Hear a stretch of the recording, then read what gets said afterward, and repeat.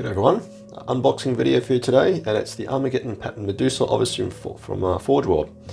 This sets you back 74 quid with a new pricing by GW, and it feels like actually quite a good value because it's quite a big box compared to this for £68, which is a Custodes Dreadnought I've also bought.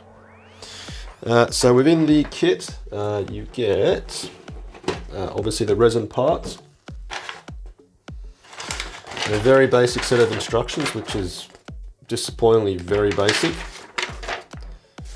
A Chimera, a Crimea tank frame for the chassis, or the actual main component track parts, you know what I mean?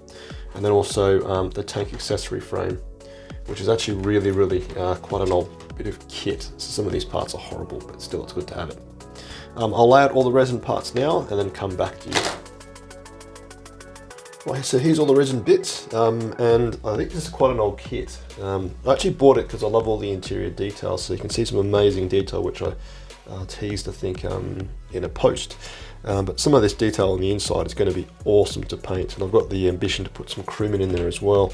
But I'm sure a lot of you have worked with resin before, but some of these kits are really not great. You can see how wonky some of these are, these parts, and this basically is meant to go like that. And I'm going to have to basically heat these up in hot water and bend a lot of these back into place because some of these just, the fit is awful. But it's got a lot of cool detail. I basically think this goes on top here, something like that. And then you basically got to cut out all these bits here and you put this mesh piece underneath, I believe. Is that right? Yes, that's right. So you basically have to cut all these bits out, these like cavities here, put the mesh part on, and then put this over like that. So it will look really nice with all this detail showing underneath of the actual, the rounds being fed through by this compression device, and then it all gets sort of shoved in here. But again, it's going to take a lot of work to make it all fit. It's not easy. And then I said I'll talk about these in the past, and a lot of issues with the joins here. But this is all part of the fun of working with resin. You can see obviously here with the, I don't know what you call this, but I mean, what is that? It's just like pretty Billy basic. But again, it's all part of the fun of working with resin, although you're paying for a premium for what can be sometimes called not the best. It's, yeah, I don't know what to say, but the detail is very good. It doesn't look like it's got much of issues with bubbling, which obviously is almost where like little divots appear in the cast process. So it is a very nice kit. It's just all this sort of work you got to do. Like obviously you have to use a pair of pliers and then sand this away, and then they do want on the box that resin is a toxic substance, so you're going to be breathing this stuff in, but not that you would, but it requires a lot more work than working with the new age plastic kits. I think this is probably a, I don't know, early 2000s kit, so it is an older kit, but when done it will look absolutely fantastic. This is obviously the back hatch. That will go something like this, with this part going on like that.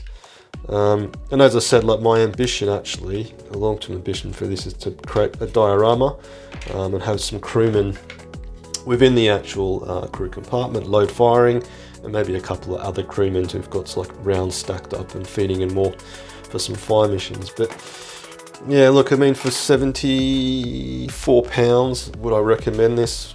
I don't know. It's a lot of work. I think tactically, it's got some opportunity. It sort of sits between a Basilisk and a Manticore at 140 points, I think. So it can be quite effective if you play it right. But I mean, you could probably debate any Guardian right now is finding it quite tough. But yeah, I mean, it's a cool kit. I love anything with interior detail. So this has just won me, all this sort of componentry, and particularly all this stuff like that with all, I don't know, aiming devices and componentry for targeting. It even comes with a little seat, which I think is here. Then basically you could have like a sort of dude sitting on that, looking at the hatch, so to say. But I'm actually thinking of using some parts from the Taurox kit, because there's some fantastic interior detail you could probably borrow from that.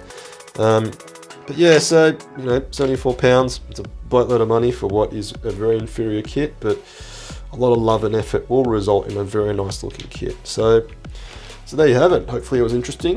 If you want to support me as always, please do so with a like, comment, or by subscribing. You can join my Patreon platoon with all the Patreon platoon members, which I really appreciate their support. But either way, thanks for watching. Patreon platoon, sound off. Tank Commander Watchdog Van Etten, Lieutenant Mitchell, Colour Sergeant DuPont, Sergeants Brady, O'Dell, Gilliam, Merrill, Veteran Gibson, Hall, Lundeen, WYTON, Guardsman Combs, Glenn, Hills, Nitton, Nguyen, Smith, Tom, Tompkin, Conscript Craft.